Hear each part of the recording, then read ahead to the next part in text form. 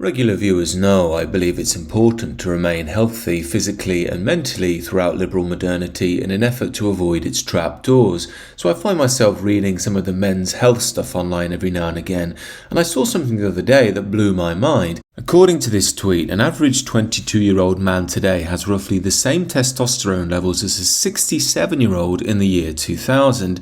The man also claims that testosterone has dropped in men by around 50% in only 2 decades. Now, like any sphere online, you have to take what you read with a pinch of salt and check to see if it may well be true. And it turns out there is something to this. It's not as bad as the guy makes out, but 2 independent studies have found that there has been around a 25% drop in 20 years. Now, I'll link the 2 studies below if you want to check them out, but firstly, it's important to explain why testosterone levels are important. Now, in the public consciousness, conversations around testosterone only really come up when you're speaking about guys pumping themselves full of steroids in the gym to get absurdly massive as if they're training for the coming apocalypse. Now, I'm not trying to be mean to these fellas, and I can respect anybody who puts their body through great tests and tries to better themselves, but there is a sort of divine irony in that fellas who pump themselves full of steroids to massively increase their testosterone beyond natural levels end up actually losing the ability to create testosterone. There seems to be some lesson in there on if you try and play a trick on nature, it will kick back. But the point I'm getting at is that certain dimensions of our culture have overplayed the whole testosterone thing,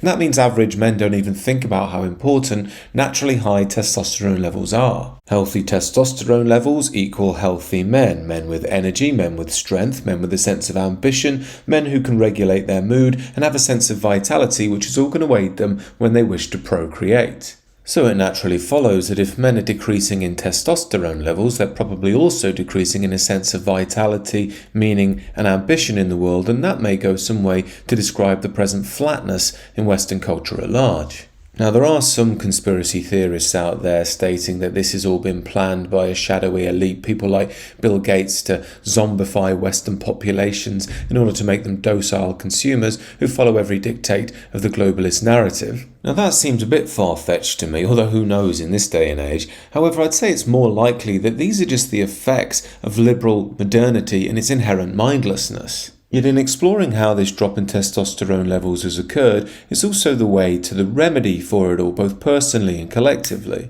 Now, the obvious place to start is when you look at footage from decades gone by, you notice that most people are quite slim and trim and in shape. Yet if you look around today, you'll see people are carrying quite a few more pounds. This is chiefly due to the influx of processed, mass-produced foods full of chemicals most people can't even pronounce, let alone identify.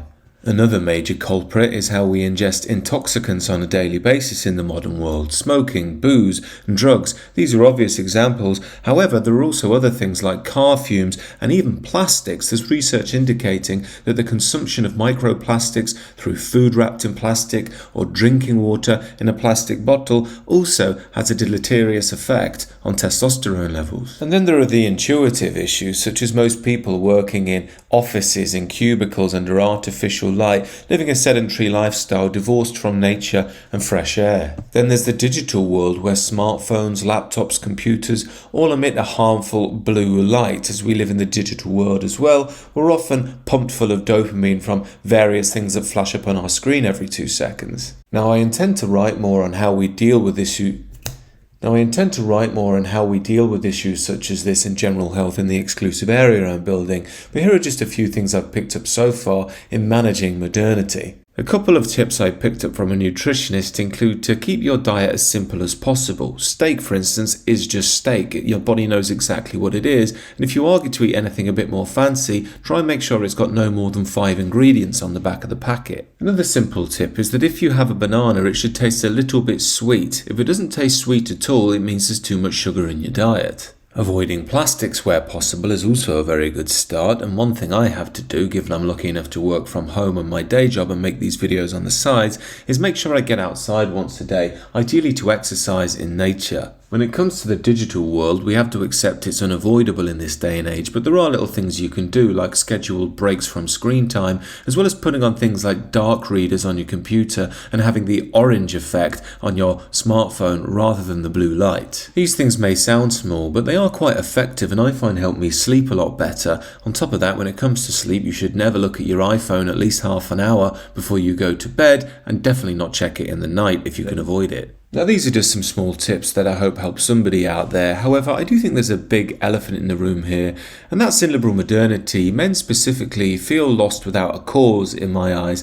For men to really start growing and feeling that sense of vitality again, I think they need to feel that they can have a positive influence in the world, and that's very important for this channel and the future. More on that down the line. In the meantime, do consider subscribing to the channel if you're new, and do let me know your thoughts below.